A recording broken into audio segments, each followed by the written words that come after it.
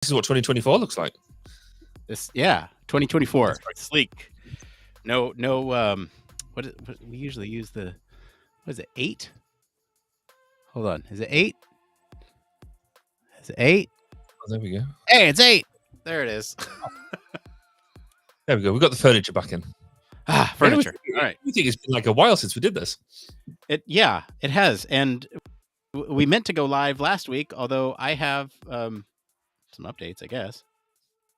So hang on really quick before. I don't know.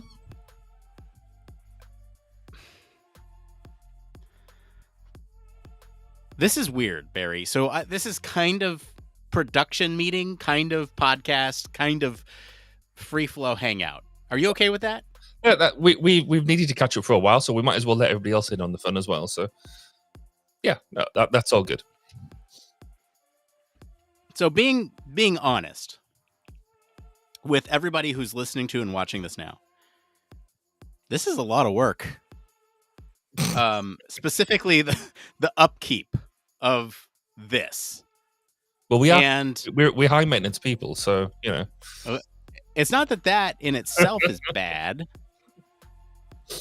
but I think what that means for the show going forward and what the show is may change. Stay tuned.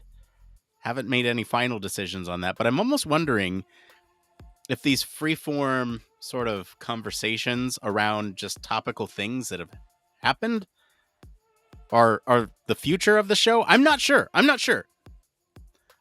may release this as just an episode. I may release this as a hangout bonus. I don't know.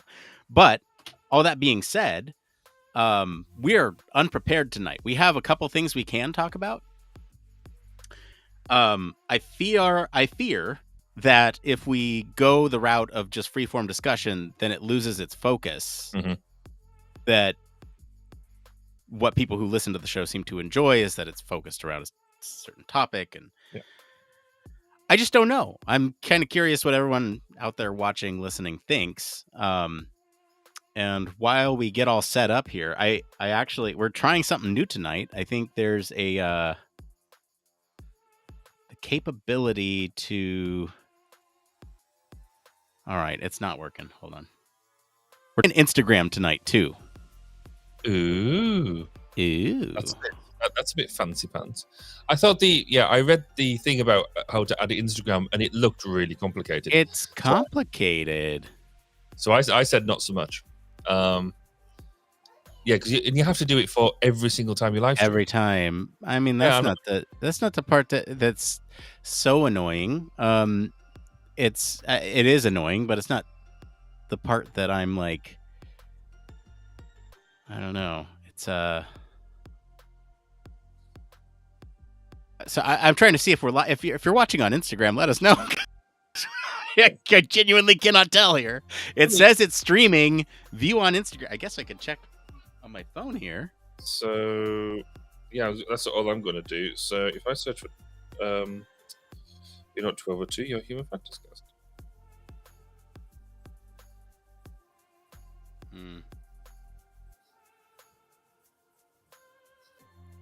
What? Oh, accounts. There we go. Human Factors Cast. Yeah, I'm not seeing it. I'm not seeing any live streaming action, if I'm honest.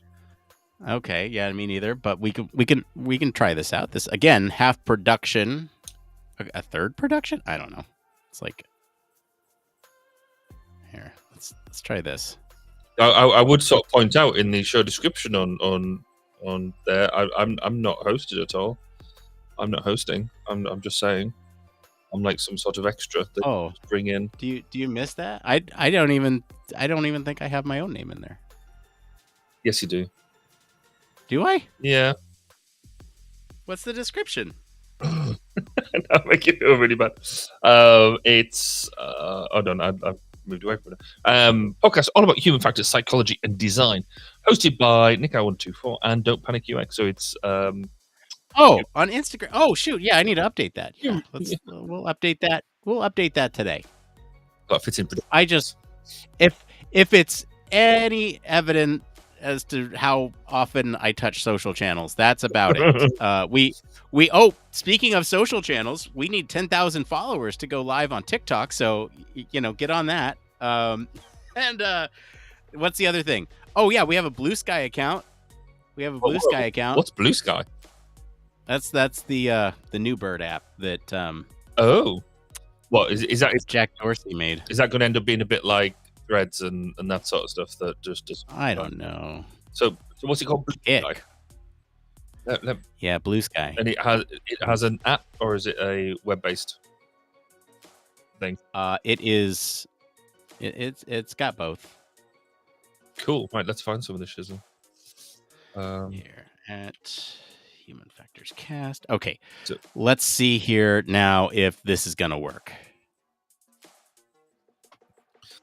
There's a slightly interesting comment that we've had come in on LinkedIn from what I can just see that as LinkedIn user saying, "I'm watching you." That's slightly intimidating and worrying. Like, basically, I've got no idea who that is.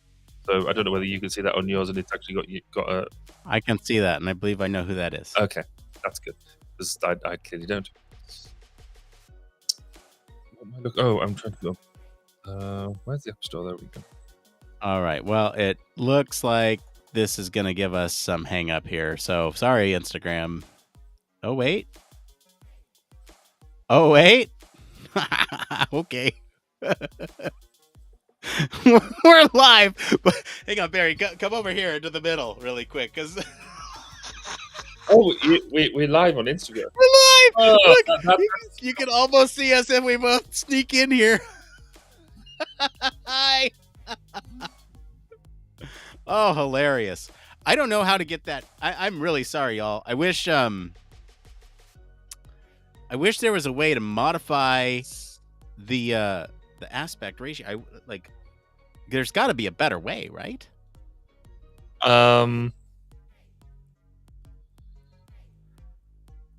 are they nice shoulders though? They are nice shoulders. I mean, I wish. Is there a way? Hold on. There's no shoulder. We could have shoulder cams. Orientation selection not available while live. Okay, that's a bummer. Can you select it in preparation to go live? And therefore, if you stop, I can, but we would stop being live then at that point. And hang on, I have an idea. Hold on. I have an idea. If you just stay with me for a second, we can make this idea a reality. Hold on. Let's see here. What am I looking for? Are you going to remodel I'm going to remodel just a little bit. New year, new us. I'd say if you could take a few kilos off me at the same time, then that would be awesome. Well, while I'm remodeling here, why don't you tell us a little bit about your holiday season? How did that go? Very quickly, too quickly. It was good. It was nice. I said that I was going to take some definitive time off. I didn't go and do. I had at least a whole week or so where I didn't do any work, which was cool. We ended up. So I think before our last episode, I think it was. We ended up having our Works Christmas do, which was nice. It was great to have all the team in and all that sort of stuff. So we did all that, and then for Christmas itself, we had we did all of our usual stuff. But instead of going away to visit all friends, family, and all that sort of stuff, we made most of them come to us, which was amazing. So we our house remodeling is such that the kitchen is pretty much complete. So I had a kitchen to cook in on Christmas Day, which was amazing. Oh, wow! Look at you. And it just sort of proves that you spend quite a lot of time doing task analysis on how the kitchen was designed and whether it was designed well enough. And there's clearly things that we need to change. But on the whole, no, that was all fantastic. And then Boxing Day, we went to visit my in-laws, and then the day after, my parents came down to visit for a few days, and then we had some time to chill, and then it was back to work. I thought it was one of these things that we were looking at, and and sort of saying, well, I want to take some more time off. So I was like, we'd had the Monday, Tuesday off, and I was like, I'm going to work on the Wednesday, clear the decks, and take Thursday, Friday off. And so I'd have a bit more time off, and I was really looking forward to that. Until I went into the work on the Wednesday, and my ability to clear the deck just didn't work. I ended up, in fact, going away to a client site on the Thursday, and then working Friday, and then it's like the holiday never happened.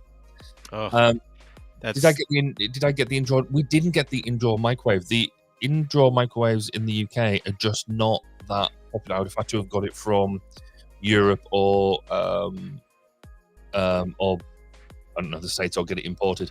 So yeah, it didn't happen. Which ironically, it would have been helpful if it did, because my son, day before yesterday, decided he had a couple of sliders, small burgers, and the instructions said to microwave these sliders, cover them in cling film, and do them on microwave them for 20 seconds.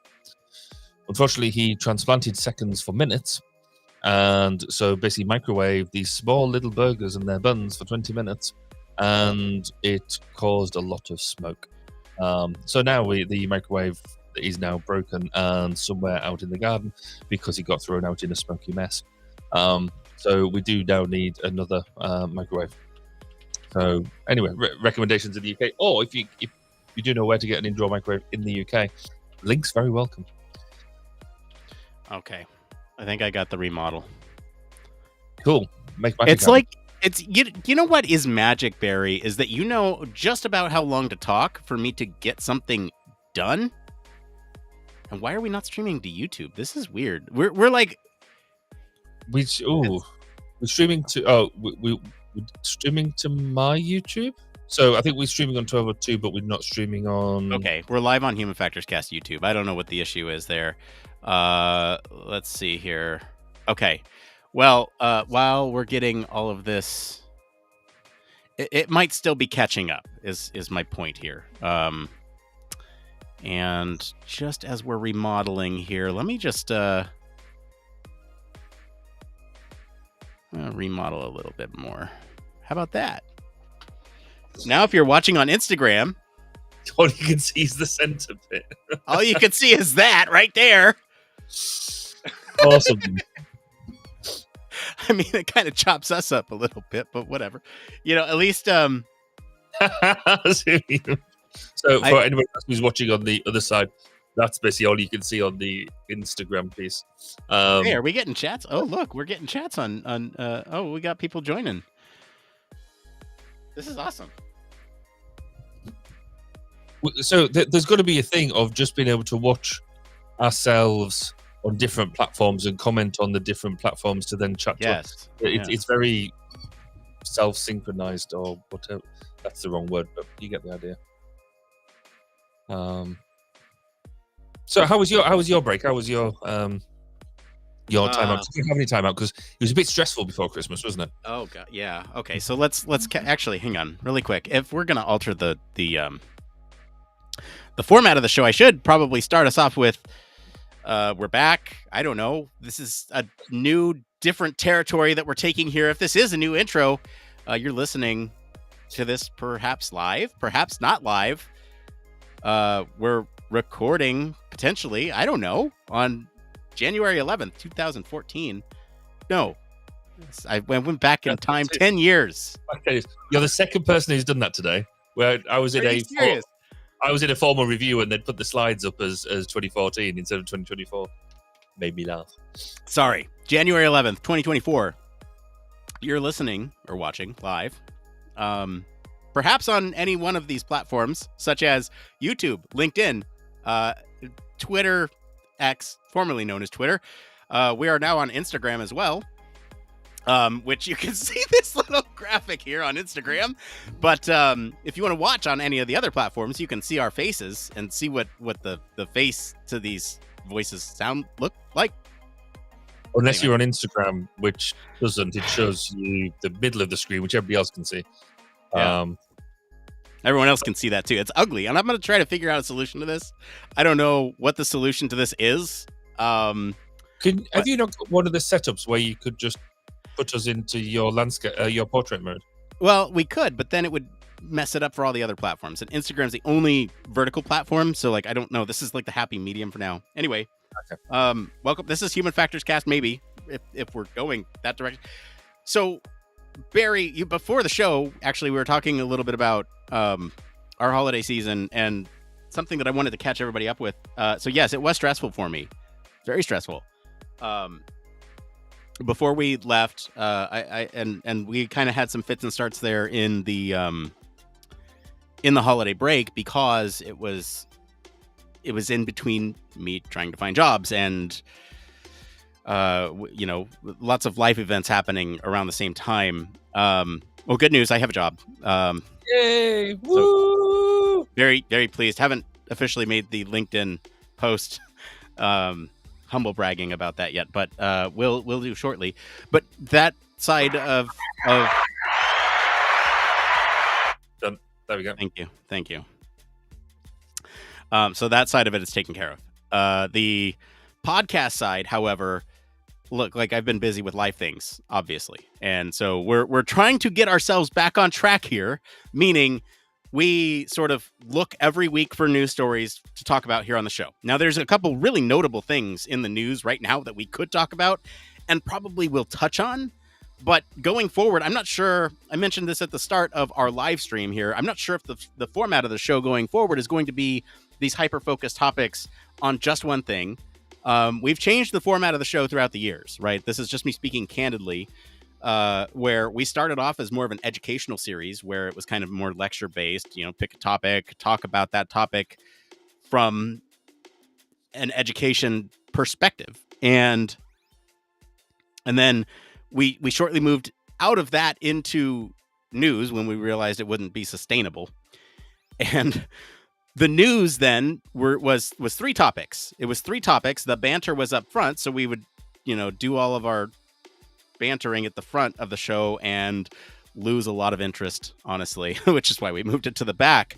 If people want to get acquainted with us and our personalities, that's fine. You can do that, but we're going to put it at the back of the show because as Human Factors people, we are literally human factorsing the podcast episodes. And we did that for a very long time. And then we realized, well, these 3 stories a week, we're not getting we were not able to give them the attention that we wanted to give them. So we shifted that to a 1 story a week model. Now that 1 story a week model was fine, and we selected that. We self-selected that. We switched to the format again a little later on, and we shifted it to where we are no longer selecting the stories. We're selecting a pool of stories, but then you all, the listeners, you all get to choose what it is that we talk about on the show. And that's great. And that worked out great. With a little bit of encouragement. But anyway. The problem with that is that it's a lot of work behind the scenes to go through and look at all those news stories and then to select them and then to push out the poll every week. And I'm just being honest here. And so, like, what the future of the show is, all this to say, what the future of the show is, I don't know. I still want this sort of community-driven aspect of the show. I love having you guys pick the stories for us, so that way we could talk about what you want to hear about, what people in the Human Factors UX communities want to hear about. That is incredibly important to me. At least that we are putting stuff out there that is valuable to the community, that is a discussion starter for the community. And so my best guess as to how to do this is to, like, I don't know, throw stories at us while we're live. Let's talk about this live. I guess at risk of Bill O'Reillying this, we'll do it live. I guess there's a couple of flavors we can mercilessly steal from the way that other people do podcasts as well. So there's some podcasts there that do different hashtag type events throughout a month. So we could do, if you looked at, say we're doing 4 of these a month, so 1 a week. 2 of them could be properly planned out stories like the usual format, and 2 hangouts. or we could do 3 in 1, or we could do, and then people can search for the different styles through use of hashtags or something like that. And so we're mixing up the format during a month, because these hangouts are less planning, because we both just rocked up here tonight and switched it on and said, "Yay, let's go." But even then, we couldn't help ourselves. We did share a couple of stories beforehand to potentially talk about. But then I think there is value as well in having a bit of time to make sure we do know what we're talking about. In other, and I think the happy medium for me is like, if we can get enough folks here live watching and participating, let's throw in stories as potential next week's topics. And then we have like maybe 2 segments of the show. Honestly, we kind of did away with It Came From for a little bit, but I'm almost thinking the whole show could be It Came From, where it's a mix of stories and questions and topics that we're all talking about. And so it's not necessarily just the news stories anymore. It could be potentially questions from the community that are good discussion starters. And I like that. And the workflow, if you will, of this new format would look something like this. Okay, tonight, Thursday night, the 11th of 2024, we have a conversation with you all, the community. We source out news stories. We find things interesting, and we're like, oh, that's a good one. That's a good one. Earmark that for next week. Earmark that for next week. And what we do is then next week, which would be what, 18? That's 7 days from now. Why is my calendar not working? You're right. Oh, because it's 18. So next week, 18, we take those stories that you all had suggested this week, and we come forward and say, hey, look, these were great stories. We've gone and done some research, and here's some like human factors-y things on it. And then towards the end of that discussion, we then open it up again. Hey, what do you want to hear about next week? And it's an open discussion. I would love to have more of a live element to this. So is that also maybe how we use or utilize pre and post show? It could be. It could be. There's elements of that, isn't it? Or we scrap pre and post show and just have it's an hour. No, I do like having the pre and post show because it gets us into a mood for the show, and then it gets us out. But I like those elements, and I think you're right that fits there. And the only thing that I think we're missing, for me, is having that sourcing be within the episode itself, because I want that to be in the episode, such that anyone listening later on can still contribute to the discussion throughout the week. And if we get a comment on a YouTube video later on, or an email on our website or something from somebody who's like, "Oh, this story, they need to talk about this next week," we can still pivot very easily, up to next week. But it's all driven by the community. So that's my vision, I think, for 2024 and beyond. Changing the format just a little bit. We'll still be here. We're still going to provide commentary. So we're still going to prepare. How do you fancy doing a live trial? Because we could test this now. With everybody who's watching, listening, chuck into the comments or the comment section of whatever platform you're using. Give us, I don't know, give us a human factors topic that that is topical now, today. And then chuck that in. And we don't worry about spelling or anything like that, but put in a topic. And we could see whether we could talk about it. Otherwise, we're not going to say anything now until somebody puts something into a comment, and you're just going to have 2 hours of silence.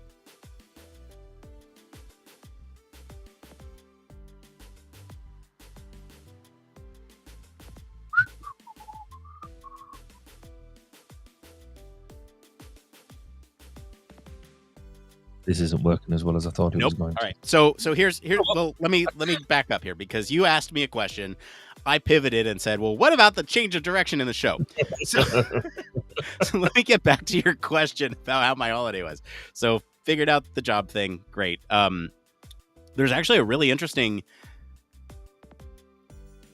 Oh, this gets into some dangerous territory here. So, I guess I can fully admit this and start discussing it. Half of this makes me feel like a bad parent. Other half of this makes me feel brilliant. All right, here it goes. So, video games, right? We're on a couple of these video game platforms. Twitch, hi. We got a topic. Sorry, we got a topic. Oh, anyway, we did.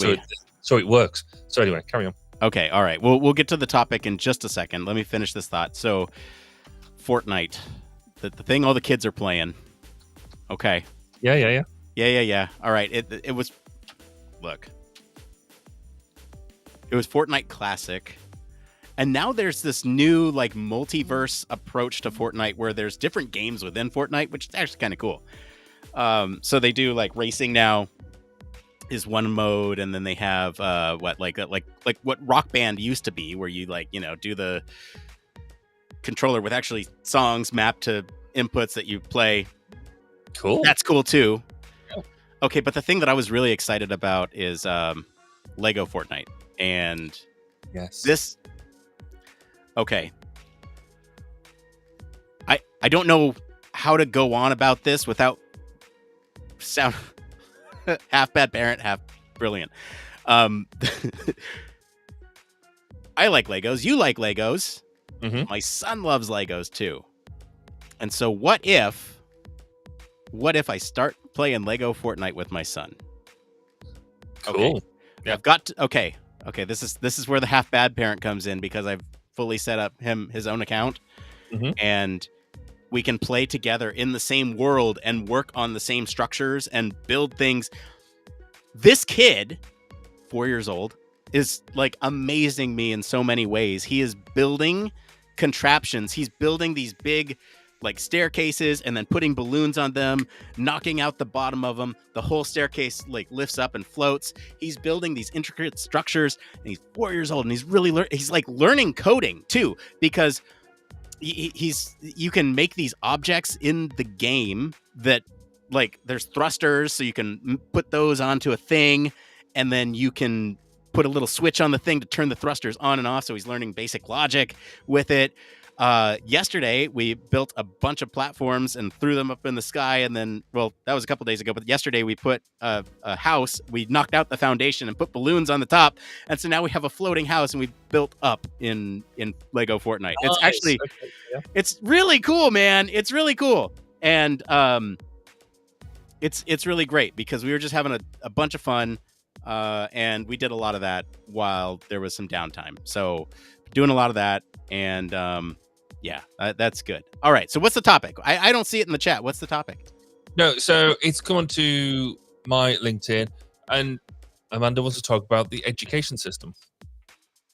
Oh. And how, so I'm going to extrapolate that to how we educate people for human factors, which is really topical, because one of the sidebar projects that I've sort of given myself is to map out how people learn about human factors and the options available and that type of thing, because certainly here in the UK we don't have any bachelor's degrees, so any undergraduate degrees that just do human factors, straight human factors, they've gone.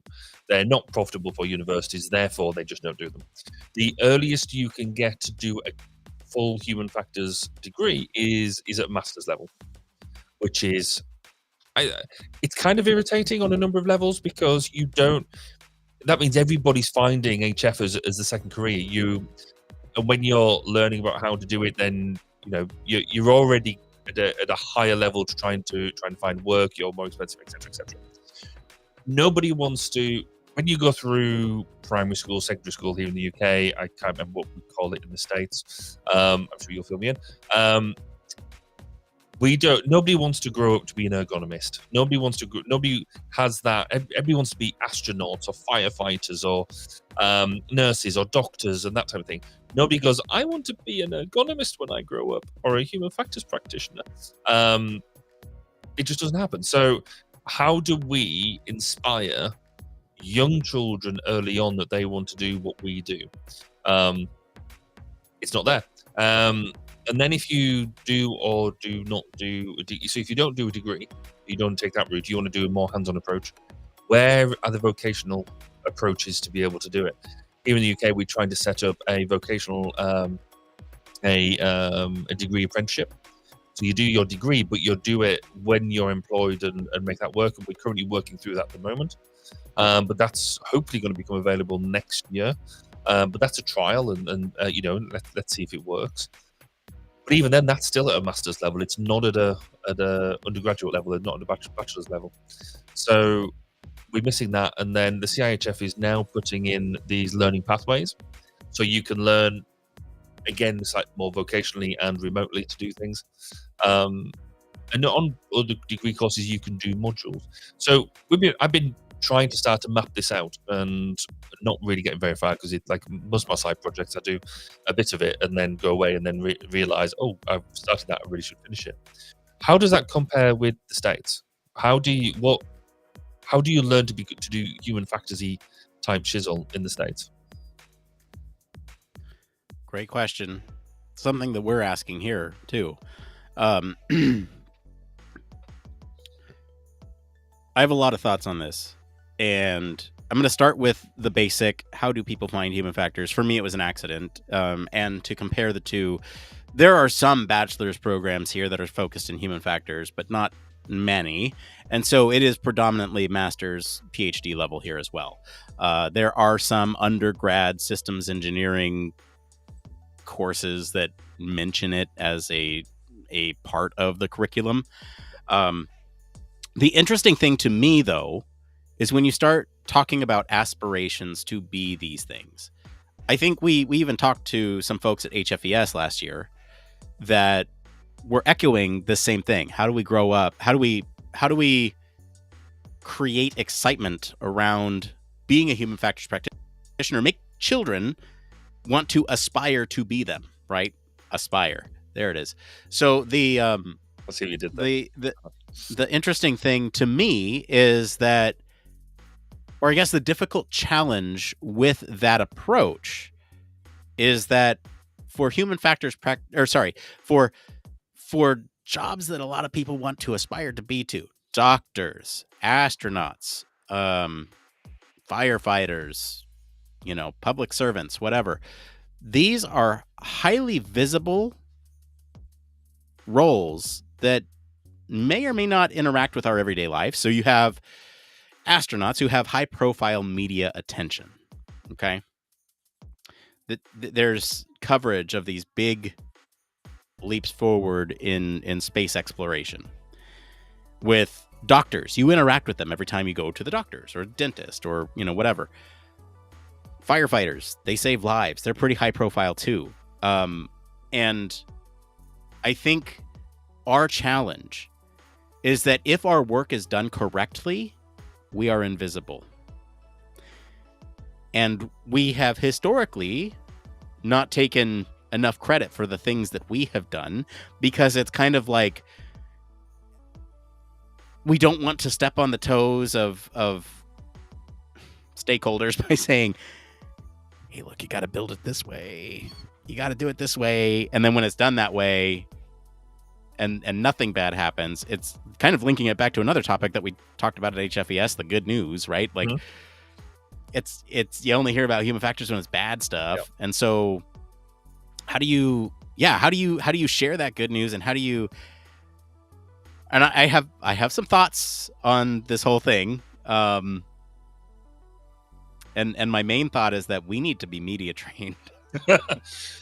Well, like seriously. No, we were talking about this in the CIHF and as a counsellor, and we need personalities there, because we do what we do, and through podcasts and things like that, and we try and inject our own enthusiasm into it.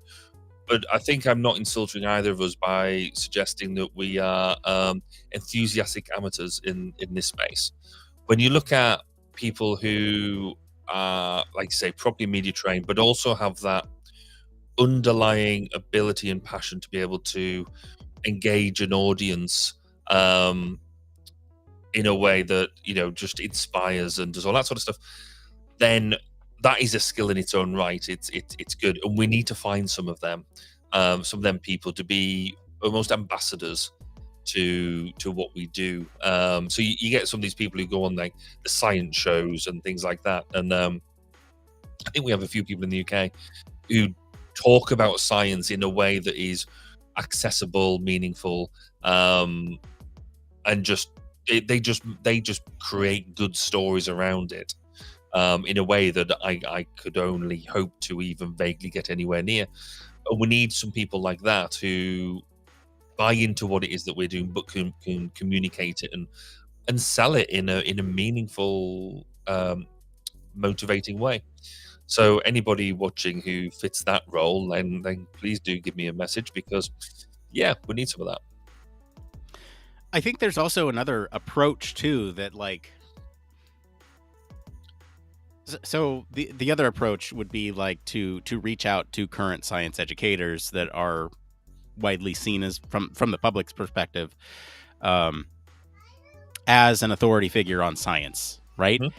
And to get them like on it sounds weird, but to get them on a long-term contract where they are obligated to talk about human factors in some way, shape, or form. Like, I don't know, some sort of payment from the professional societies worldwide to come and talk at events about this topic. That might be another avenue into this, where, they could be fed talking, whatever, and talk about these things. But them as a science educator, they are the authority figure with at least the public, that once they start here, once Bill Nye started talking about climate change over and over and over again, then you're like, okay, this is important to him. And so it's why is it important? He does a great job of explaining it, and depending on how you feel about those science educators, I think some of them are a little pretentious in their delivery, but I still think that that is an important relationship that we should establish, at least with people who know how to speak intelligently on a topic, communicate science effectively. And honestly, like, if you got down and got Bill Nye to explain human factors to kids, like, you might, or you know what, even here's another approach too, like, start them really young. What if we had the money to do like a partnership with some of the kids' personalities, like Blippi or Miss Rachel, what like do serious outreach with children's educational programs that have high reach, so that way children can Sesame Street, like, do some serious outreach with those, so that way we're starting super young. So instead of just firefighters and doctors and astronauts, you are now learning about ergonomists and systems engineers and like all these different things that you could potentially do to impact, what it is that we do. And I think that would be another good approach. How do I reach these kids on YouTube? KW. Without being arrested, I think is a bit to. But that is a really good point. I mean, I think we showed on this channel ages ago when, and I haven't got them here. I do. When they wait one. U is for UX. H is for human factors. Yeah, them books. Them books. They're really good. They're sort of produced in such a way that it's appealing, and you could easily give them to your younger children to start getting into it. And if we start getting into that sort of material, and so making it available to schools and things like that, then it feeds into their thing. Though I'm intrigued. You just did a stroke of genius. The full ABCs of human factor. Oh, that could be fun. So you're doing your ABCs, but using human factors terms. Yeah. So this is where I'm saying this format change is excellent, because some of the comments here are amazing. So let me just me just read some of these. So KW on YouTube, I would approach from what kids watch: Wendover Productions, Technology Connect, even TikTok. And I think that TikTok approach is also really, really important. Like, let's find influencers on these platforms. Seriously, do a cross promotion. Like, if these professional societies can, set aside some funds for outreach, especially as it comes to paid partnerships with these with influencers or children's programs, I think that could go a long, long way. But then the TikTok point, and we've talked about this in socials for some, it's not necessarily paying influencers to do it. It's how do we generate the content to. So at the moment, what we do is we take clips from these sessions of what we've done, which is not what really good influencers do. They actually create content specifically for short form material, TikTok reels, etc., and generate meaningful content that is a bit more free flowing and all that sort of stuff, and engaging that way. So maybe we need to put, rather than seeing the socials or certainly the short form like TikTok as a let's just snip up what we've already got, maybe we need to start producing content that is thought out for that platform, and do stuff that way. But then it flips back to that's more work. And but if we're going to do it, then it's the TikTok, the Snapchat, them sort of things, engaging with them in the way that we need to. It's not an easy thing. It takes effort, it takes work, but it needs to. It's a really good thing to do. Yeah. No, I think the difficulty here would be measuring the return on investment, right? And what kind of, to get a professional society to pay for it, it'd be like, well, what does that mean in terms of return on investment for membership? I'm just thinking about HFES for example, right? HFES, for example, you say, all right, this year let's dedicate X number of funds to children's education. You can't measure that until years later as a longitudinal study, because then you have the children who's growing up with it now. And but I think, but if we're doing it properly, and I'm about to put people on the spot now, what we're talking about here is it's an international problem. We've identified now, and we've identified before, that because I did it in my conference speech last year and bits and bobs, that the number of qualified human factors practitioners is going down. We know that the numbers in professional organizations are decreasing. So we have a worldwide issue. Therefore, it needs a worldwide organization to solve it. So that's actually above HFES, but above CIHF, that's an IEA problem. And so actually what we should be doing is going to the IEA and saying, we need to focus on this issue. A way of solving that is by getting people enthused much earlier on. We need to appeal to children who are either preschool, young, starting school, and then producing specific artifacts, things like that, to engage with them sort of people, to get them excited about becoming ergonomists. And so then I think that has the benefit then of everybody can chip into it. And sorry, I have to jump in with this point too, because there's also follow-on effects. If we can explain it to a 4 or 5 year old, 3, 4, 5 year old in preschool, these complex topics, we can then be sure that we can explain it to the stakeholders. And it also helps us, right? Like the saying, if you can explain it to you don't understand it until you can explain it to a 5-year-old. Yep. And I think that forces us to step back, stop being so academic or technical about everything, and just kind of explaining how things are. Yep. And that is super cool, I think. Address a couple things here. In the chat, call me Freckles. In Twitch, we do a full ABCs of human factors. I think that's Barry. That's what you were bringing up there with the H's for human factors. You have those books, Andy? Yep. So that's one of them. That's the back of that one, used for UX. But as Corbin Freckles says, actually, if we did because you have the A's for Apple, B's for. So we could actually develop something that I don't know quite how we get every letter going, but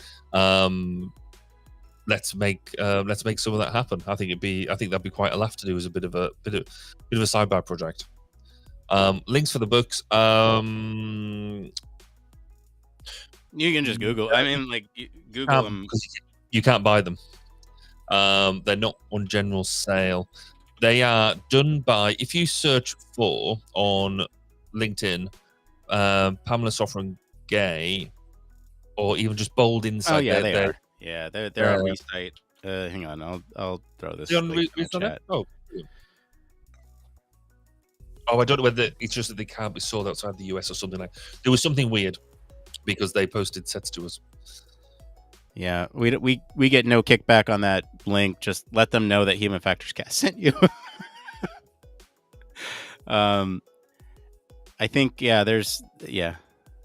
Oh yeah, shipments are only available to US and EU. Okay. Yeah. Beautifully illustrated. And the effort that has gone into just the prose inside the books is fantastic, because we all know that it's easy to write a lot of words. It's hard to write few words and still get your messages across. Mm-hmm. And what they've done is just fantastic, I think. So so I have a few sets here, which is quite nice. I still need me a copy. Maybe I should buy it. I think that's a very interesting topic, and man, something about education just like gets us going, Barry, because I think we have some skin in the game, some stakes in education. So the other reason why I think Amanda might have brought this up as well is because we have very different views to education now that I think non-mainstream views, I think, that be described. So when you look at we as human factors practitioners, we're interested in training, aren't we? So we want the right people to be trained to do the right sort of thing. So when you apply that to the education system as such, then you could argue that all of our education systems are broken. That they've become self-sucking lollipops in their own right. That they don't largely fulfill what we would consider the remit to be. We sort of send our children off to school for a number of years, from when they're very young to when they're not quite as young, and then expect out the other end to have fully formed adults with knowledge and motivations and all that sort of stuff, and then send them out into the workplace. Is that the right sort of educational model for the 21st century? Should we be doing it a different way? And I mean, we are a home educating family, so we gave up on the school system quite a while ago, and thankfully our children, they seem to be successful in what they're doing, which is good. So we haven't broken them. So there's still time. Quite right. So is there an element there that actually we so sucked into this traditional model of must send to at 4 or 5 years old, must send them to school. At 16 or 18 years old, we retrieve them from school, and they've gone through this machine, this basically educational factory that churns out basically children that are all taught roughly the same way, and we've stifled innovation, we've stifled creative thought, and things like that. When we've got growing AI, we've got things that do the process manjolic stuff, and what we need is that human creativity, because that's what we do best. And actually, school is not the best place to foster that type of skill. Discuss. Yeah. I mean, I think you and I are aligned on this, Barry. Like, I don't know what else we can say about it. We did a whole episode on this, if you recall. And I'm trying to find that episode right now as we talk, because let's see, because it links to that important that those important concepts, because I think it was like an episode that we did on robots and AI teaching classes. Oh yeah, no, yeah. Oh, that was done. Sometimes there's some retention happening here. Let's see here, education. I'll just search that on the Human Factors Cast website. We'll see what shows up. But the by the way, if you are interested in a specific topic, you can go to our website and search that topic, and you'll get everything that we've ever talked about on those topics. Education, school. There's a robust search function on our website, so it's a wealth of resources for you all. I've just had a very important email come through. Uh-oh. My annual my continuing professional development review has passed, and I get to retain my charter status for yet another year. Oh, thank goodness! Which also means that I'm about to start reviewing other people's CPD input for their year to see. So what happens is, for those who don't know, every year as part of the UK Institute, you have to keep a record of your continuing professional development and submit it at the end of the year. And that is just the minimum is to do 5 different things, and do 3 forward looks about what you're going to do the following year. You can do more than that, but that's kind of the minimum. And then what happens is that at the end of the year, a random number is, or a number of random people's CPD is selected, and they're peer reviewed to make sure that they're still meeting the standard for chartership. And so I've been a volunteer assessor now for the past few years, quite a few years. And that is one of my tasks that I get to do in January, is assess other people's CPD. So yay for me. But it was quite tense last year because mine was being assessed. And so you get an email saying whether it's just, you've done enough, it's passed, or whether you're being assessed. It's all, like I say, it's all random. So when you get the email knowing that actually in fact 2 people are going to review your CPD, it can be a bit harrowing, I guess, to a certain extent, knowing that it's actually being looked at.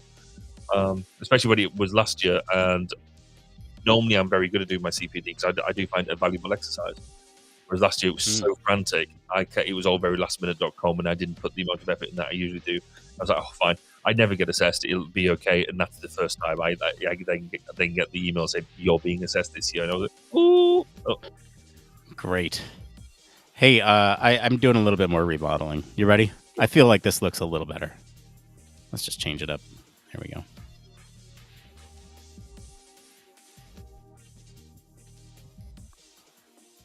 Yeah? We have no change. No, we did. Did you not notice the change? Have you just moved our names over? Here, that's before. Oh, I see. And that's after. Okay, yeah. I see that. See, I'm tempted. So there is a button, because I've got my Instagram up here just seeing how it looks. And there's a button there that says request to join. What happens if you press right? I'm going to press the request to join button. Let's see what happens. You do it. Let's see what happens. Nothing, as it would. Nothing on my end yet. Nothing. Okay, I still don't see anything on my end. You haven't pressed the button yet? Are you pressing the button?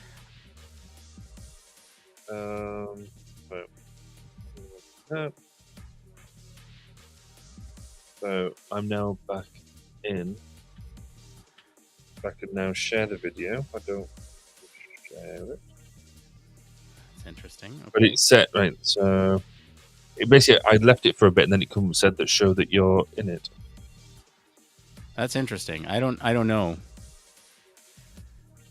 And also the chat from. Oh, I missed a chat. We missed a chat. What's the chat? What are you restructuring the site? No, restructuring the visual elements here on the screen as we talk.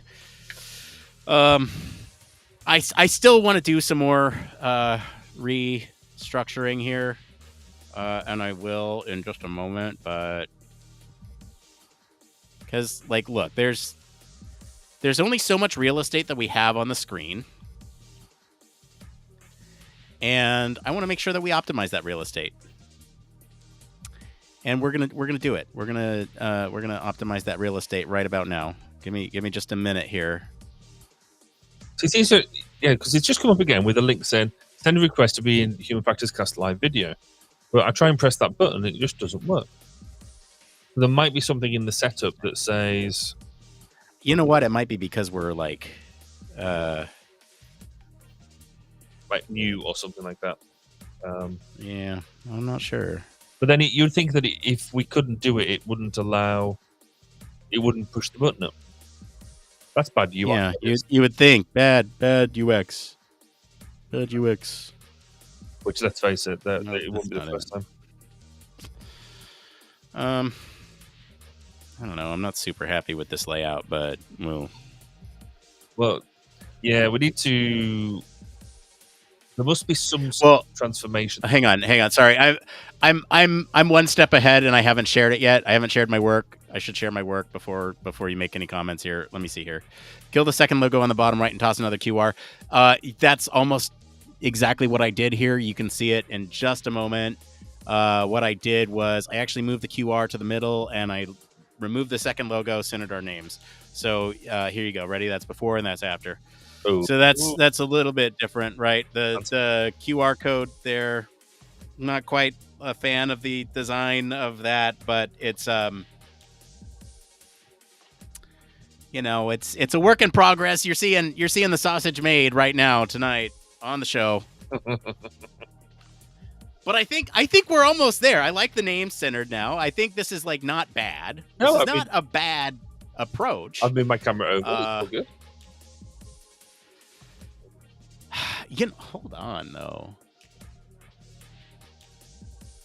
There might be an even more efficient way that we can do this, because we have the trifold. Where's the trifold?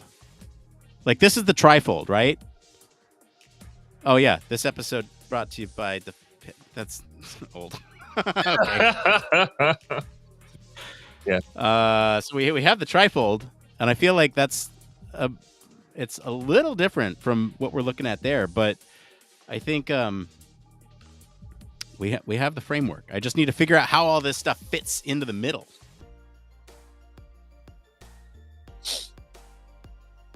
Amanda's also quite disparaging about my background. That I need to sort. You need something a little bit more. It's dull as dishwater. I need because since I moved round to this setup, I've got, obviously I had the big 1202 logo in the background that fell and hit the deck. It's fine, by the way. It's okay. The chain is broken, so I need to work out ways to stitch it. But it wouldn't work with this setup anyway. So I need to work out what to put in the background to be more interesting. But yeah, we need to get something that makes people ask questions. That's always the best type of background.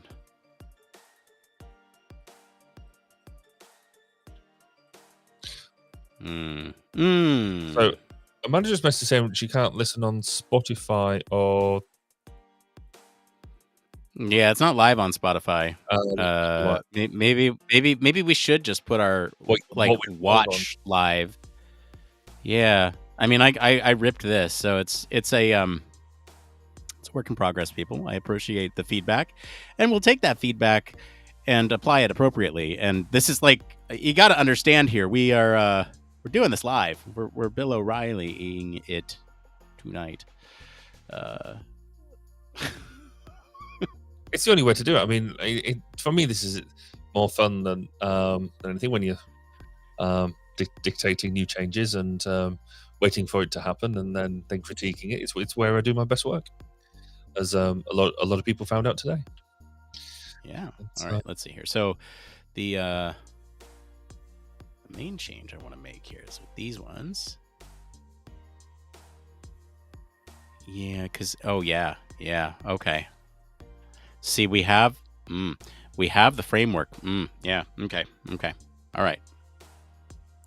Oh, this is gonna be good. We can keep talking. Is there anything else newsworthy happening recently? I think there was like a plane thing happening.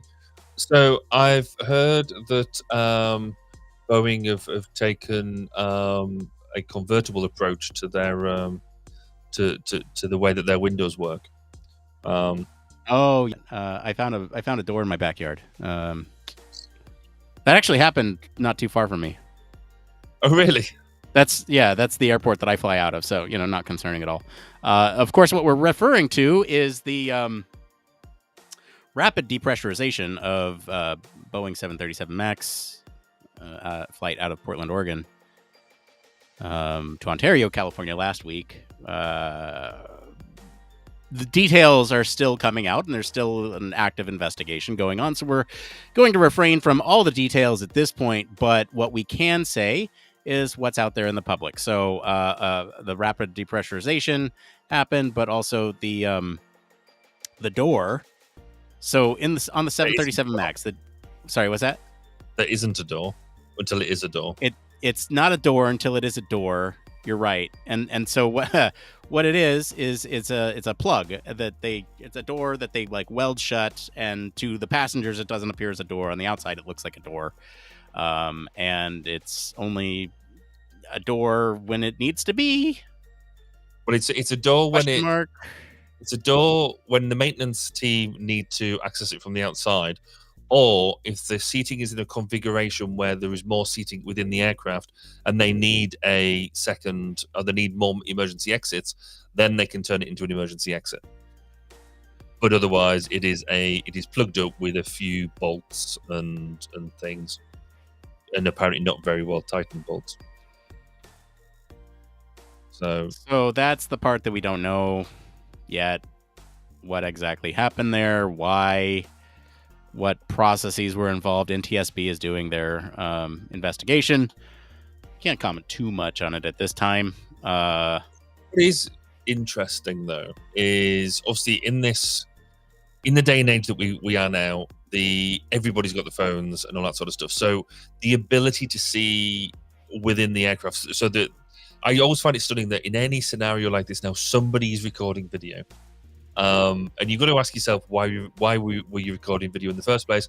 But in these sort of situations, it's like, cool, you've been recording video, well done. And so to see that video of that door that plug just get blown out. I mean, at the time, nobody knew that it was a plug. It just looked like a straight up material failure around the window, and it blown out. So that must have just been absolutely terrifying. Just have this happen, because you're not expecting it. We know that flying is still one of the safest modes of transport, and the reason we're all talking about this event is because air issues really are quite rare, and so whenever talk about the bad news and not the good ones, right? Exactly. So we don't talk about the tens of thousands of safe flights that happen every day. We're going to talk about this one because it wasn't, and so it crossed as soon as the news came out. I did get a message from somebody saying, "No, can't blame human factors on this one," because but then it's interesting to hear the development in the news, the way the media is recording it, because I think it is recording it slightly different, or it is playing out to us slightly differently than when there was the original issues around the 737 Max aircraft. Feels like it's being fed to us in a slightly subtler or different way. But the way that it is now been reported about, the way that these things work, and the factual bits around how this equipment works has been quite good. It's been quite intense and well described. What's now interesting is obviously then the airline that it was grounded all of them aircraft straight away. Which is fairly standard protocol in this. But then as they've gone into the investigations, and the other airlines, the other carriers have inspected their own aircraft, they've found the similar issue, or they're reporting that they're finding grounded. Yeah. Haven't they grounded all 737 Max? They have now, yes. So certainly in the States they have. So they're all down and they're all being inspected. They all seem to be coming up with the same or similar issue. So So it's one of these things that it seems to have happened. Thankfully, I don't believe there was any injuries around this. I think it was caught in time, and the pilots come in, landed, and offloaded. There was nobody sitting in that seat, thankfully, which is more luck than good judgment. Yes, and so I think last I saw, they had recovered 2 phones. One of them was an iPhone that was completely undamaged. So find out the case that has that thing, but it was, and ironically, it was open to an email from Alaska, saying your flight confirmation, whatever. They found 2 phones, and then the door was in the backyard of some teacher, and that's all I know. It's all over the local news, obviously, because it happened right here. So it'll be interesting now to see where, because as I say clearly, but I assume we should be diving back into maintenance and maintenance structures and how that is all maintained, and whether it is checked or is it's bolted in, etc., etc. So it's going to be interesting to follow this story and see how it happened, and whether there was what procedures were in place or not in place that could have stopped it from happening. So it's going to be a fun one. It's going to be interesting to see, because for me, what is interesting is it does cover the end to end. Normally in an aircraft thing, we'd all be blaming the pilot already, because that's what we do. It's always clearly. Whereas this, we are now reaching back into maintenance. We're now reaching back onto the initial installation. Were these things installed and checked? Were they or not? Because clearly it's only on the bolts cannot have been checked very much, because they're all just magically loose now. So yeah, it's going to be. And was there a legitimate reason why they should have been checked, or is it just something that is completely overlooked? Nobody suspected it. Nobody thought it would be an issue. Therefore, why would you possibly go and check some random bolt in a door? I don't know. So a couple comments here that I want to bring up from social. So let's see here. First one I saw was here on Insta. Schools out Mo. Boeing bolts on 737 have been shown to be loose on several planes, grounding whole fleets. Yeah. And then Call Me Freckles on Twitch. I'm lucky enough to have a family member working for Horizon who is an Alaska partner and has been wild. And then KW on YouTube, does it mean emergency exit seats will be cheaper in the future?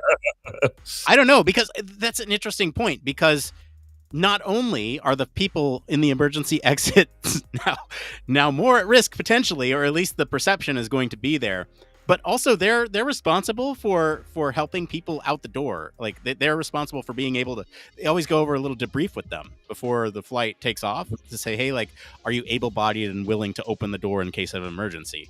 And so, like, you have an extra responsibility in those seats, and the trade-off is that you get a little bit more leg room, but, like, yeah, should it cost less but have a disclaimer on the site? I don't know. Schools out Mo on Instagram. One more comment here. Japan plane landing hit the Coast Guard plane sitting on the runway. Fair comment. So, yeah, that happened last week as well. So there was a normal plane. I think it was coming into land. Yes, it was. She's written that there. Plane coming into land, and there was the Coast Guard plane didn't have is it the ATSB,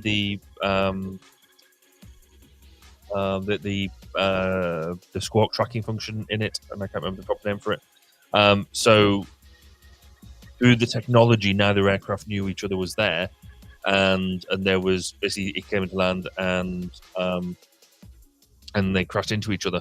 Again, I believe, and Schools Up Mo can maybe qualify this. I think everybody out of the airliner got out. The plane landing.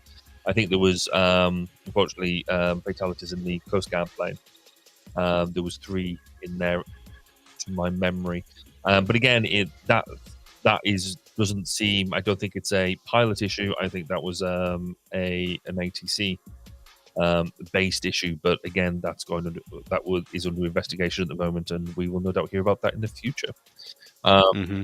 So that one thing, just as we're talking, that I'm finding really fascinating with this new approach, just by the way, is that we're able to talk about some of these stories that we historically have avoided because there were not major reports on them yet, and we didn't want to necessarily talk about them before these reports came out. And so this is this is just a note on the format. This is great. The Schools Out Mo on Instagram, 5 people in the Coast Guard plane died. Yeah, to confirm your statement there. Call me Freckles on Twitch. Is this the most live time engagement we've seen on a live episode? I think so. It might just be the excitement of the new year. I don't know. I'm glad to have all of you here. Right now we're talking to catch all of you up who are just joining us. We are taking a shift from our traditional approach of coming prepared with a story, and we're sourcing stories. I think at this point we should start sourcing stories for next week. So if you all have stories that you all want to hear about us talk about, we can come prepared next week and talk a little bit more about these in more detail, and we can bring some elements of our traditional shows to these conversations, like, hey, here are some of the human factors things that might have been at play here without us just thinking off the top of our heads, which tends to go a little bit better, I think, for some of the discussion. I think Barry and I are trained professionals. We can talk a little bit about this at length without necessarily having that prep work, but but it certainly helps when we have a moment to prepare. So let's start to think about maybe stories that are happening today live that are, like, I don't know, like I haven't even looked at the news in weeks, to be honest. So so one story I mentioned it to you prior to the show that is breaking in the UK, which I think is thoroughly fascinating from a human factors perspective, is there is what is currently classed as the post office scandal, and this is a large political story as well as anything else, but it fundamentally goes back to, I think it's around 1992, 93. Our post office at that time was a publicly owned body. It was run by the government, and a publicly owned function. And they decided to bring in a new computer system to manage all of the financial transactions, to help postmasters and sub postmasters manage the accounts, manage the financial aspects, and report back up to the post office headquarters. And so when you become a postmaster or a sub postmaster, then you effectively you're setting up your own little franchise of the post office. So you have to then report back. So that's fine. What was happening was they bought in this new system called Horizon, developed by what is now it was developed on its own to begin with, but then bought out by Fujitsu. There was one or two postmasters who would start putting in, say, so there was a misbalance on the stamps, the sale of stamps, and so they maybe put in a couple of thousand, realize that was wrong, go back to the manual about how to back that out, and so you go and say, right, well, remove it and then bring it back in, and so they'd remove it and bring it back in, but suddenly that debt was doubled, and so there was clearly errors in the software.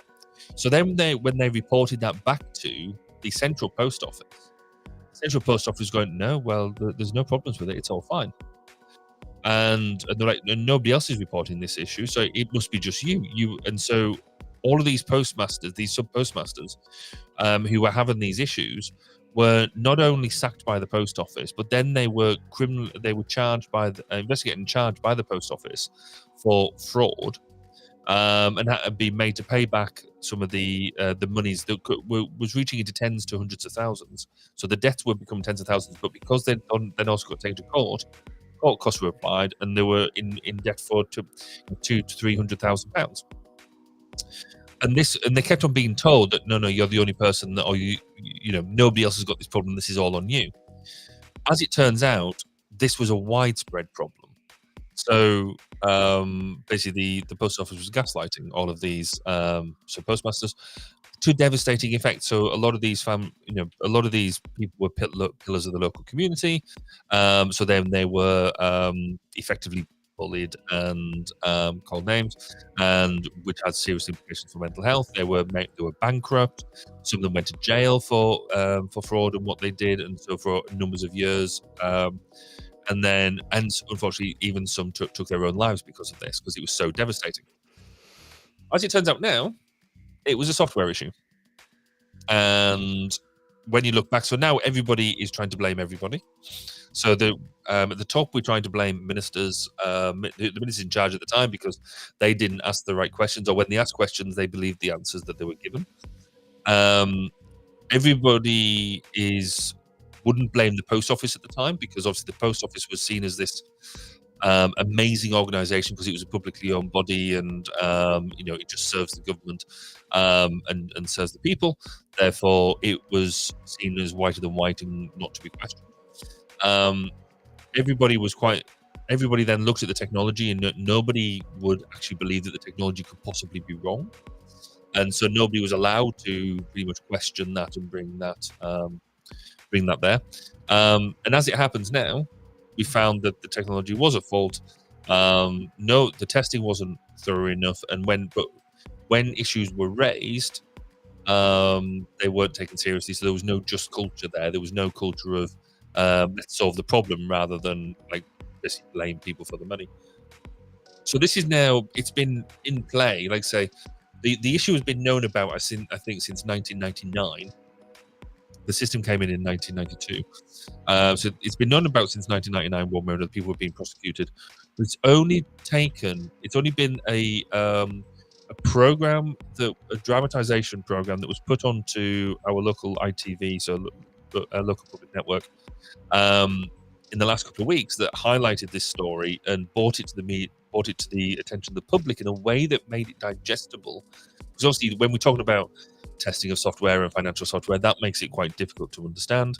But apparently, I haven't seen it yet, but this dramatization apparently has made it really, really good, to the point that government has now turned around and said, we're going to bring forward primary legislation to exonerate everybody, which is good, because it's been, because these people need compensated, all this sort of stuff. There's these people sat with criminal records for something that was not their fault. So they need compensated, they need exonerated. But then that brings us another issue, because whilst our courts are not decoupled in the way that your courts are in the States, we do believe in leaving courts to be independent. So if in this instance the government just turns around and says, right, we're going to pardon all these people, it's not even a pardon, it is a exoneration, which is different. If Parliament just exonerate all these people, what's to say that they can't do that in the future for something else that isn't quite as serious as what this is? And there is the other argument that we are making the assumption that every one of these sub postmasters was innocent, and there is a potential there that one or two of them might have been doing what they shouldn't have been doing. So there is a whole swamp of issues, from how did they conduct the usability testing, the engagement testing right early up front with this software? How was it procured? Because it was procured because it was the cheapest version on the market, apparently, it was the cheapest proposal. Where was the quality control in that? Then there's the talk all around culture and just culture and being able to report issues and have them taken seriously and not being blamed, and have them sorted out. Because people came forward and reported this in good faith, only for the post office to turn around and say, the problem is clearly you. We're going to sack you and then investigate you and make your life a living hell. All the way through to, how do we communicate with the general public, or how do we communicate with people serious issues that are actually quite technically challenging to explain? I think there's a lot for us we could get stuck into with that. Again, it's one of these things that there is still an investigation ongoing, or it's a parliamentary investigation, so it's slightly different. But I think everybody's quite up to speed with kind of where that is as a topic, and it just blows your mind to a certain extent that this could be sort of any business, and you're there trying to report it in good faith, and somebody turns around and you'd almost see the pressing the button of going, well, press enter, hold on, it should have taken it away, it's just doubled it, and now it's £32,000 I'm in debt, I'm now in debt £64,000. when do we stop? How do we just make this? And it's all the computer says no. Yeah. Crazy story. I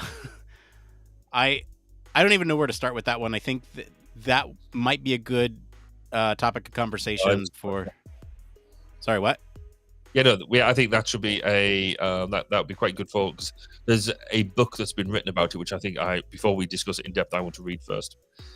Oh yeah, I'm not going to read a whole book, Barry. I'm sorry, I'm not going to read a whole book before next week's episode. I'll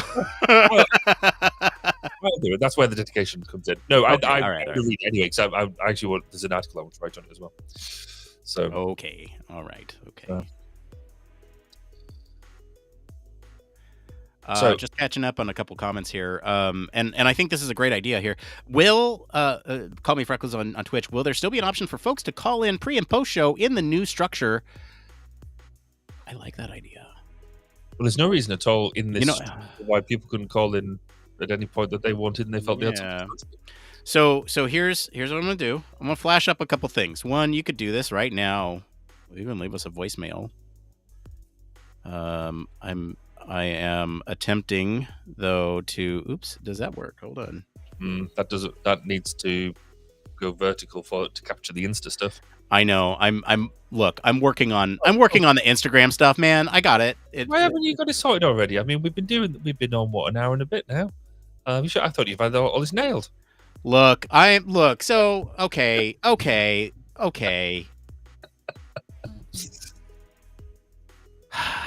Jeez, you killing me. Like this is half production and half. Interestingly, I logged on to LinkedIn today, just before I came down to wind up the computer and stuff, and it came up and said, "Do you want to verify?" I was like, "Oh, that's interesting," because I'm verified on Facebook, but I'm not verified on LinkedIn.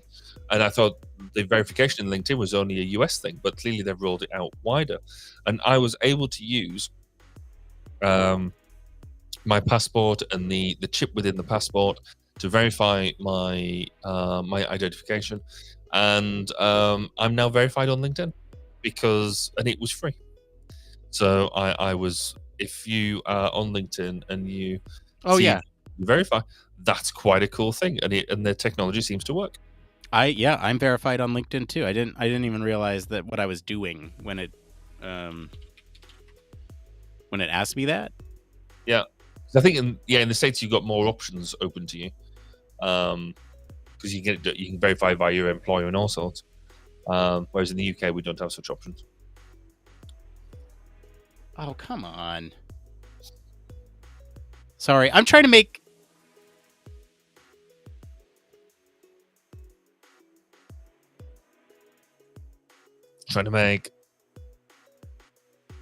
things happen live. Let me just say I'm inspired. Can I say I'm inspired? Is that fair to say? You can say you're inspired. Okay. As long as you are inspired. I mean, I don't want you lying about it. Just saying you're not inspired when you are. I am. Look, here's okay. This is the most folks that we've had on in a while. So thank you all for watching live. We're still going to be here. We're going to be here for another half hour, plus 7 minutes. We're going to be here for another 37 minutes.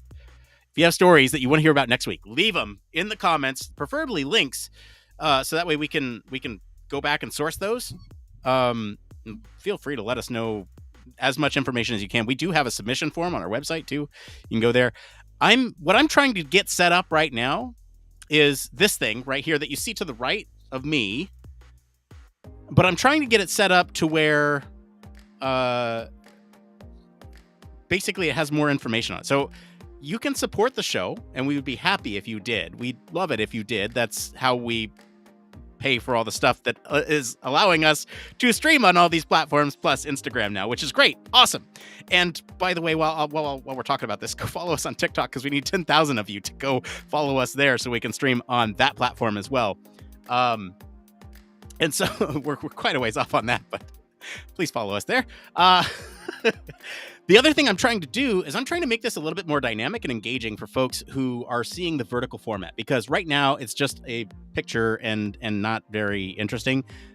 So what I'm trying to do is add like a little digital waveform to the video, so that way you can tell that something is actually happening if you don't have your audio turned up, because it might just look like, oh, it's live. Are they coming on soon? Is there? I don't know.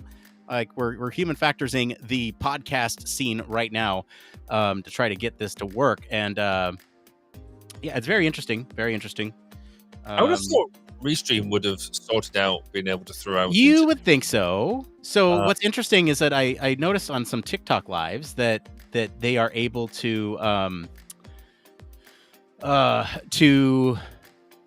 what you're able to do is like it crops it to the middle from multiple sources. So like if somebody's gaming, right, it'll show the person up top and the game below, and then when you tilt it to the side, it'll do picture in picture, but it'll show you the full wide screen. And I want that for this. I want you on. Do you prefer? Are you a top or a bottom, Barry? I basically figuring out how that the layout there, and then when people go and turn it sideways, it's this. But just taking our individual feeds and putting them top or bottom. For portrait and landscape versions. Exactly. I mean, there's got to be solutions for this. I feel like it feels like we're way past that point for some of these technology. Why? I don't know. I thought I'd read something on a Restream email or something like that either you could, or it was in planning or something like that. Maybe let me just landscape mode. Let's see. Save as, export as, local file, custom, MP4. Yeah, no, none of that. This, Instagram.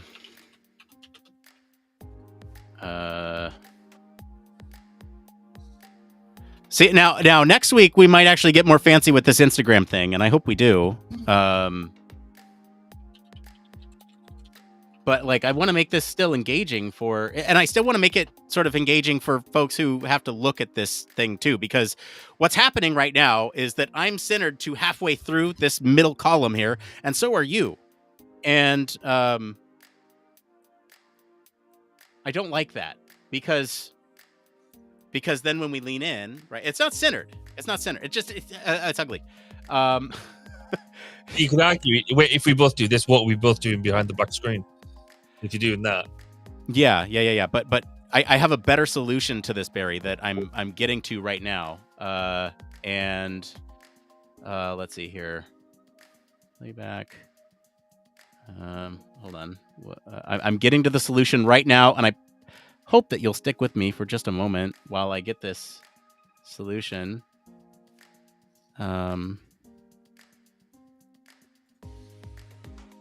Figured out here. Yeah, I was just looking. You can't do both portrait and landscape. No, you will do portrait, but you can't switch when live. And yeah, that's a bit pants, isn't it?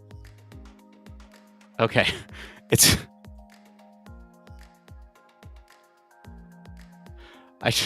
you know what? Hang on, I gotta rename this file. I gotta rename this file. Oh, geez. All right, hang on. And you'll see why here in a second. It's just a today thing. It's just a today thing, but we'll get this figured out. All right, we're losing people. All right. I promise once I get this figured out, we'll get back on track. So the option for folks to call in, yes, if you want to call in, feel free to do so. I'm going to throw up that QR code right now as we are. What the heck is this font? This is ugly font. There you go. No, that's still ugly. It's better than the other one. Yeah, better. Be a live caller. Ready to join the conversation? We're excited to hear your thoughts. Scan the QR code here. Did somebody scan it? No, I don't think so. Oh, well, actually, it normally says up the top whether somebody scanned it. Window. I did. Subscribe. Share. All right. Here we go, Barry. You ready? I'm making this Okay, look, this is a mess right now. I get it. Just give me a second. I promise it will not be a mess much longer. It will be a mess for just approximately 30 seconds longer as I shoot. The only other thing that I forgot to do, which I need to do, is this. Can I take this out? Oh no. Dog. All right. What is going on here? I'm just going to take this and copy that, and we'll paste it down here. And the sausage is made right now, folks. This is how we do it.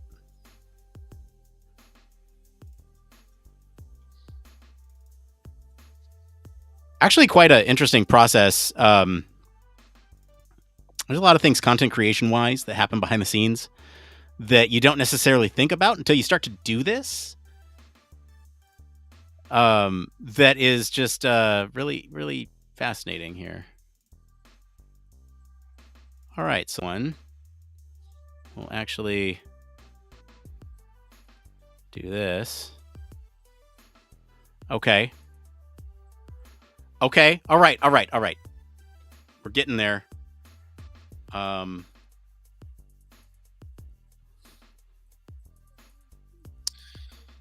Okay. Here, let's get rid of this QR code. I will next week. This is going to be a lot better. I promise that next week this is going to be better. But right now, this is what we got. And what the heck is happening in the top right? What is going on with our Patreon stuff there? I don't know. And what is? Oh boy, that waveform needs to go.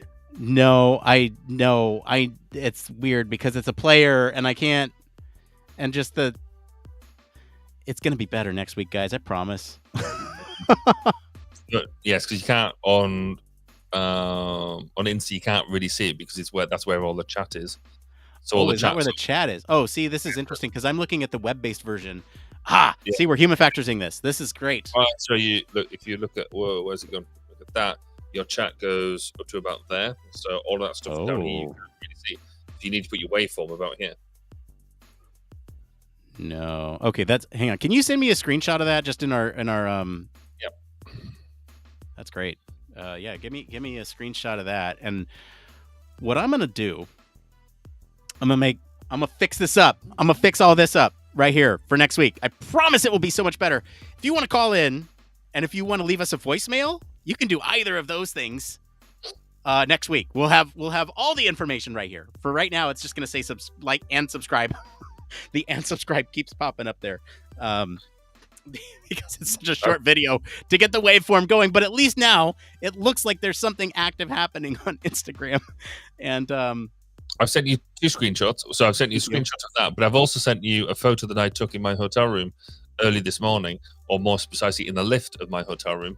Because it's this isn't like that other photo you sent me. No. This is one you could show other people. But it's a photo. It's a maintenance sign that vacuum cleaners in operation. Yeah, isn't that cool? There you go. That's the photo there.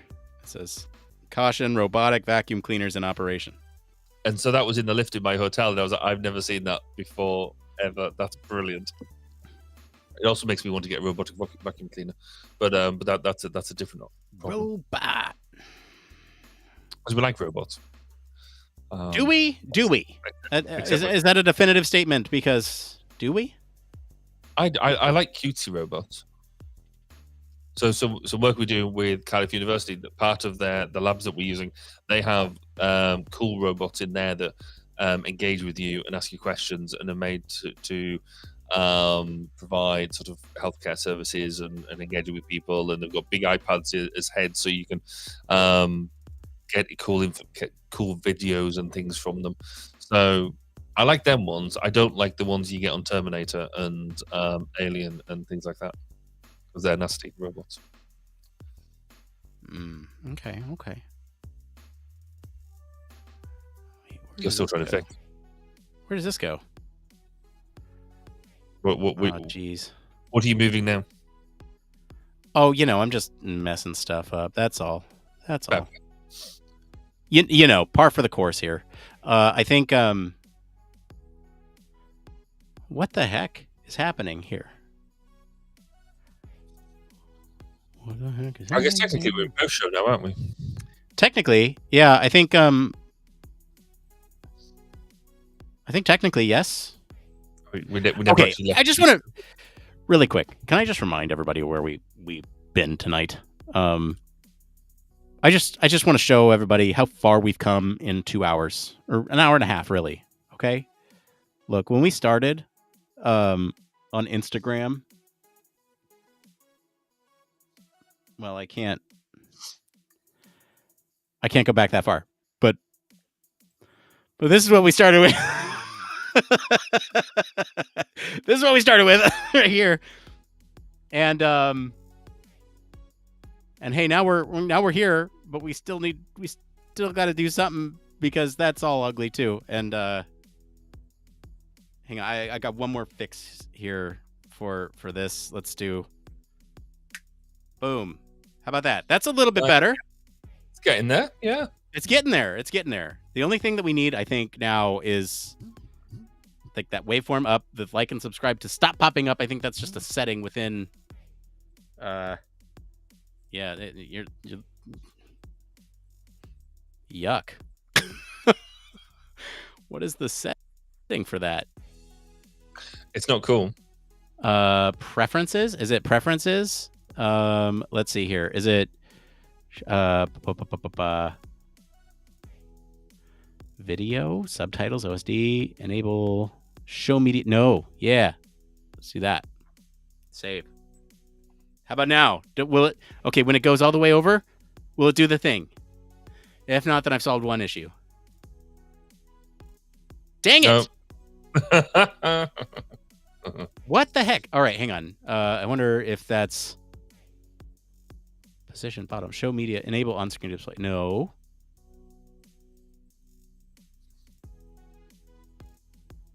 How about that?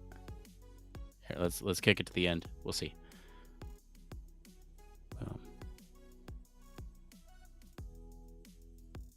Did you see it? Was it there? I could admit I wasn't looking. Okay, let's look. Again, All right, 5, 4, 3, 2, 1. Does it show up? No, it did it. Woo! Well All right. All right. Okay. Most of the problems are gone. Yeah, we can add more stuff to this later, but I'm excited. This is great. This is great. Okay.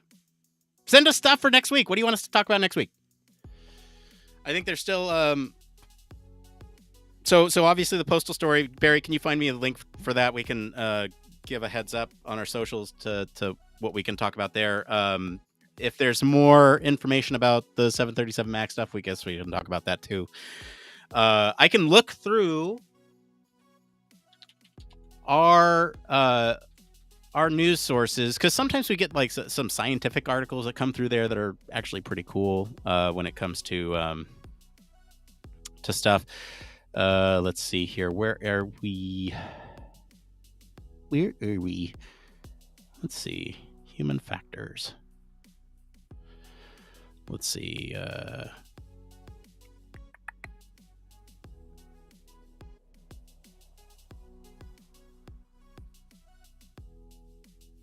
Oh, here you go. From the Transportation Research Board. Rating concrete water permeability based on relativity measurements. Yes. Oh! How can I forget? CES. Dude, what's going on with CES? I haven't seen anything about CES this year. Has anybody been up to speed with what's going on at CES? Is that on now? Let's see here. I feel like CES is happening. Well, CES happens this year. CES 2024 preview. Okay, there's a preview. Okay, so IEEE Spectrum has posted a preview for CES this year, which I guess we could technically take a look at. There's the tricorder we've been waiting for. So it has ECG, blood oxygen, lung sounds, heart sounds, body temperature. Okay, that's interesting. It's like a wearable. What was that? What's it called? hold on. Here, we're gonna make this better. Just a second. We're gonna make it better. Because now what I can do is screen 2. And hey, check it out. Now Instagram has something to look at too. If this wants to work for me, maybe blah blah blah blah blah. Where's the nope? Get back here. Get back here. Get back there. Okay. Let's pull this over just a little bit to make it easier to read for folks. If it wants to go, how do I collapse the sidebar? Okay, well, I can rig this up a little bit. All right, we're rigging this just a little bit to be maybe a little easier to see. All right, how's that? How's that? Is that pretty good? Yeah, see that. All right, cool. Let me bring this up a little bit. Oh my gosh, this is frustrating. I would be like hitting the screen. All right, so let's see here. We got a CES preview for 2024. It kicked off on January 9th. Okay, so we're 2 days into this. Let's see here in this category, things to look at. New variations of spatial audio, more efficient solar cells, other energy harvesters, a neural network based on insect brains, and a silicon micromotor. So this is this the tricoder we've finally been waiting for? So this is the one that I was bringing up here. So this is, and I realized this is BMO. Sorry, what? This is called BMO by Withings, and it's really quite neat. So my colleague sent it to me the other day, so I've had a bit of a look at it already. And it does a lot of stuff that is really interesting in terms of being able to do, just off the device that it is, doing a single lead EEG, being able to do blood oxygen levels and things like that, which is so incredibly clever for a device that is the way that it is. And it's actually not a million miles away from another product that I'm helping develop at the moment. So yeah, it's clever. I want to play with it. That's cool. Yeah, so we could talk about, like, I think CES 2024 would be a great thing to talk about next week, especially since it's just wrapped. Yeah. Okay, we can do that. We got Mirror Mirror, do I look stressed or depressed? And presumably this is what, Be Mind. Yeah, so I don't need a mirror to tell me that I'm married. Oh boy. All right. Hopefully Amanda's not watching. Which my DMs just blow up. Okay. We also have, let's see here. What is this? Oh, Magic Mirror. Am I getting sick? Let's see. What is the concept behind this? Magic Mirror captures blood flow patterns and analyzes them to determine heart rate, respiratory rate, blood pressure, cardiac workload, mental stress, diabetes risk, fatty liver disease risk, and other vital signs to decrease potentialities. Last year, company introduced some of these. Smartphone. Okay. Look, Ma, no plug. This EV runs on solar. Cool. That's cool. The glove fits and fights the tremors in Parkinson's. This is really cool. I did see this. Have you seen this? These gloves basically essentially have a gyroscope that sort of resists the hand movements that are associated with Parkinson's, and kind of counterbalancing, they dampen them. So like there's like literally nothing else to it. It's just counterbalancing the tremors, which is just clever. Cool. That's awesome. I love this. Yeah. Do we really need to cook? Oh, is this another air fryer? Let's see here. See, everyone was for ages. Everyone was trying to talk me into getting an air fryer, and then now that the received wisdom seems to be, if you've got if you're just cooking for yourself, air fryer is brilliant. If you're cooking for two of you, air fryer is good. If you're cooking for three of you, air fryer is all right. If you're doing anything more than that, use an oven like anybody else. Because people are trying to cook like entire, like large family meals, and then run in the air fryer like 2 or 3 times with like dual baskets and stuff. And you're just like, well, you're not getting the benefits from the lower end you use. What is this? Beware of cats bearing gifts. Ooh. Is this like an AI cat door? Hold on. Let's see. It addresses a real problem and it's finding solutions to real problems. Problem. Some cats like to bring home their owners' gifts of prey, that is, from their hunting expeditions. The cats will carry the critters into the house, leaving owners to either dispose. Okay.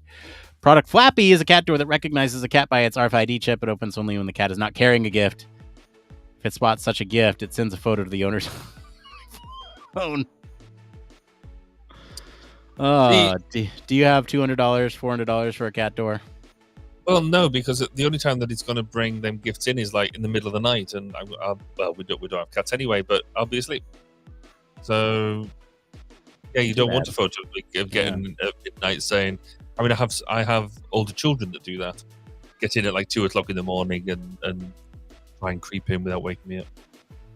So maybe they need to, if they decide to bring gifts back, that's where I need to be concerned. Let's see, what do we got here? But no, definitely a review of the CES stuff, because I think CES is good.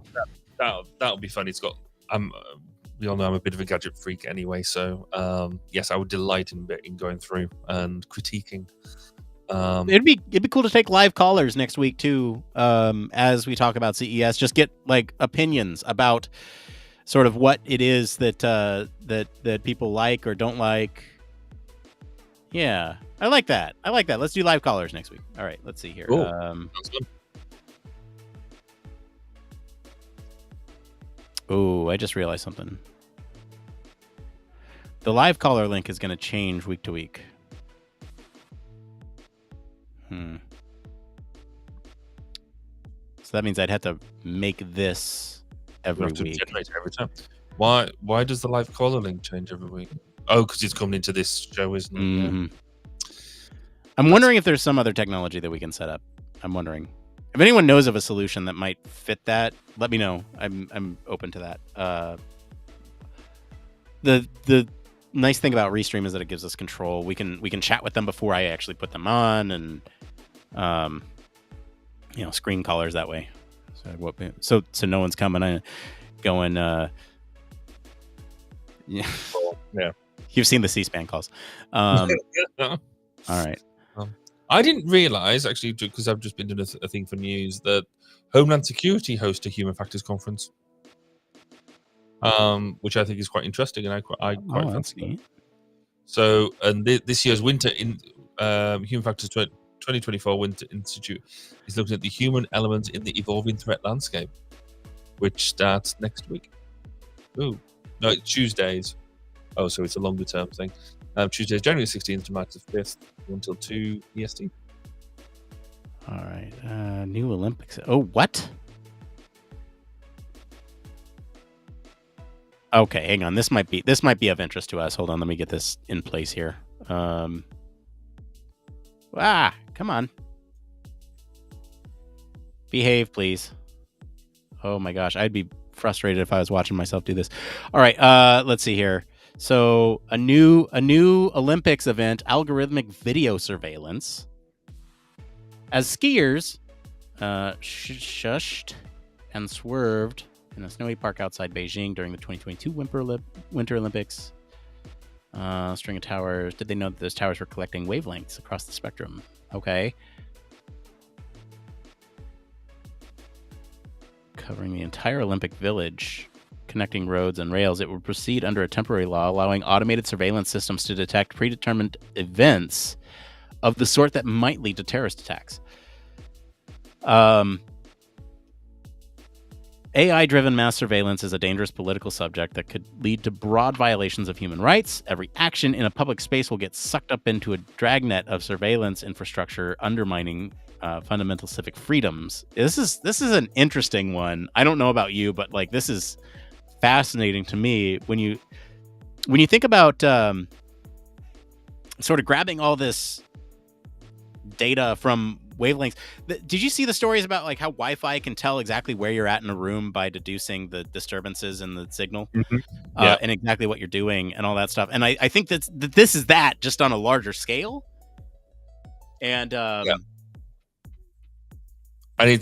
it's one of these things that, on the face of it, wow, what amazing technology, and it can do some really, really cool stuff. But it takes us seconds now to then go, well, just how will this be used in a nefarious way? It's this is not going to be used for just pure good, is it? It's going to be abused. So yeah.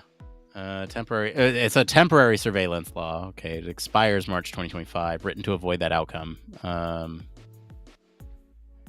It insists that algorithms under its authority do not process any biometric data and do not implement any facial recognition techniques. They cannot carry out any reconciliation, interconnection, or automated linking with other processing of personal data. Mm-hmm. I'm almost quite disappointed by that, because I'd love to see what it could do when you throw absolutely everything together and see where it gets to. Uh-huh. What officials can do instead of biometric analyses and face recognition is use computers for real-time crowd analysis. The technique goes back a long time. Many aspects, kind of crowd behavior, has been studied. Let's see here. A crowd may not really offer anonymity in its members. European civil society groups argued in letter that the surveillance would necessarily require isolating and therefore identifying individuals, depriving innocent people of their privacy rights.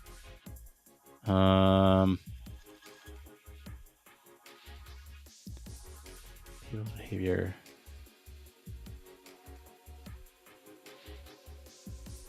Yeah. Errors. Oops. Where'd it go? There it is. You can tell I have some certain keywords here, like this is probably errors popping up here.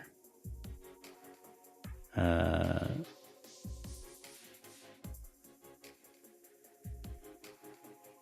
my opinion, we have to certify a training pipeline. Yeah. Okay. This is a great article. Dang, this is and very thorough. EFF gets a mention. Yeah, this is a good one. Let's see. All right, I'm gonna throw up this graphic here while I continue looking.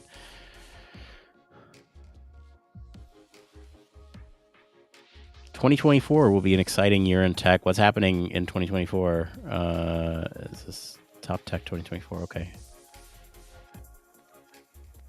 Oh yeah, and then there's also the Artemis news. Do you see the Artemis news? Does that make you sad? No. What was that? Oh, they're pushing it. Oh really? Yeah, they pushing it. That's not cool.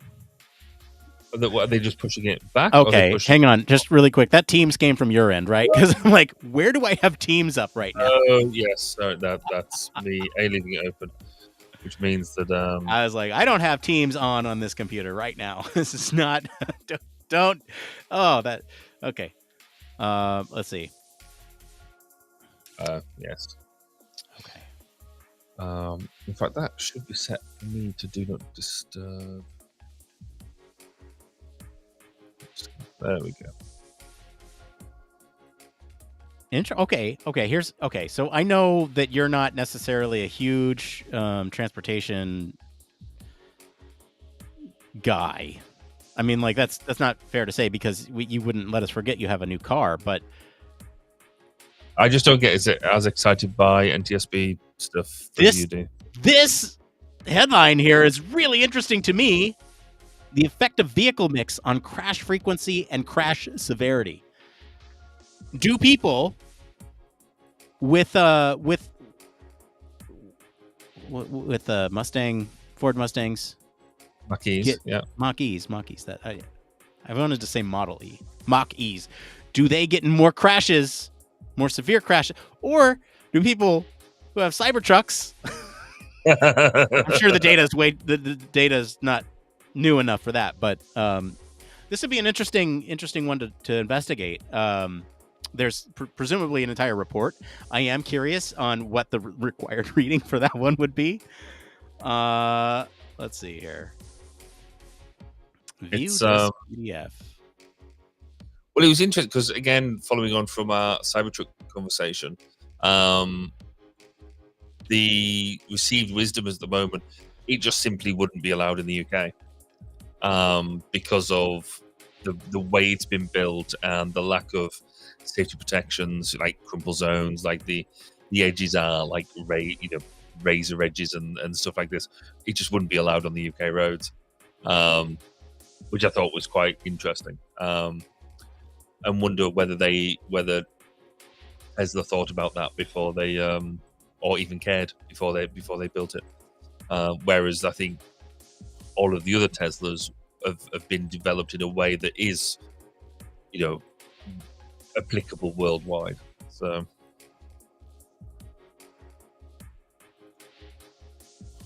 but we shall see. Yeah. It wouldn't surprise me to see at least a couple of Tesla trucks on the road at some point. But, I don't think they'd be allowed to be sold here. Why won't it download this for me?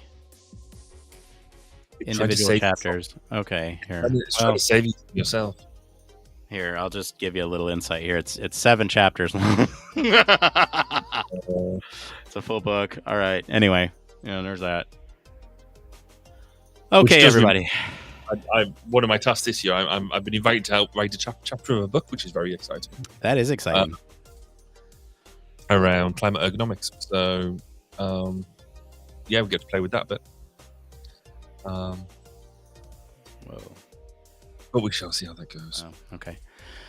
All right. Well, if you have been with us since the start tonight, thank you. If you have been with us for 5 minutes, thank you. Go back and watch the whole thing. I promise it's worth it. I think this was an interesting take for this week.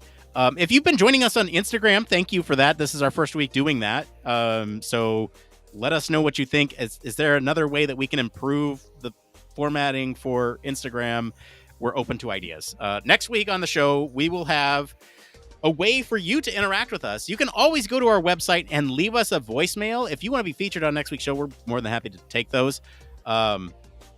We'll take those in the just send them to the website. There's a little button in the bottom right corner of our website that you can send us a little voicemail. It says, "Hi, leave us your name, where you're from, and what you'd like to talk about, or if you have a question for us or anything like that, or if you want our thoughts on anything, we can do that as well." I think that's enough plug for the website. If you want to support the show, you can see the QR code as clear as day here in the middle of the screen. That leads us to our Patreon, and of course, we will take your money. We feel a little bit bad about it, but it also helps support the show. So that's also something you can do. You can also tell your friends about us. Word of mouth is how we grow, and so truly, that's the best thing that you can do is around the water cooler. Hey, these guys talk about human factors on a weekly basis, and would love to get more folks involved in this discussion. If you want to send folks a link to this, let people know that we're adopting this new approach and would love more sort of reliable, consistent interaction from a lot of people. That's another thing you could do. You can also leave us a 5-star review. This is like the end where we plug everything. 5-star reviews are great. Helps other people unfamiliar with everything kind of find the show too. So this is what I was talking about. Just so you're all aware, there's a little button down here in the lower right-hand corner. You just click on that little guy, and then you can leave us a voicemail. You start recording, just leave us your email, I think, just so we can get back to you if we have any questions. And that's all that's required. You can even use a burner email if you want and just say profanities in there. We won't play that on the show, but if you want to let us know what you really feel about the show, you can do that here. All right. Barry, we usually do some more sign-off stuff. Can you want to tell people where they can find you? You can find me on social media, Baz_K. All the other socials at Mr. BP Kirby. If you want to hear about interviews with human factors people and the human factors operations and jobs and that type of thing, find me at 1202 the Human Factors Podcast, which is at 1202podcast.com. As for me, yeah, I think so. I don't know. We don't have notes in front of us. It's weird. As for me, I'm your host, Nick Rome. You can find me across social media at Nick_Rome. We also have a Discord. If you want to join us there and get the discussion going, we can do like conversations in between the shows, which is always a fun thing for human factors ergonomics professionals to do. Thank you all for tuning in tonight, and just genuinely, like, this is an interesting shift in the way that we're doing this format. So thank you. And I guess we'll see you next week. Same time, same place. If you found us here, you can find us there again on your platform of choice. And again, 10,000 people on TikTok. We need 10,000 of you to head on over to TikTok, follow us, so that way we can stream on that platform as well. All right, we're going to go ahead and sign off for the night. Thank you all. Did we still do It Depends? I think we still do It Depends. You ready? 1, 2, All right. 3. It depends.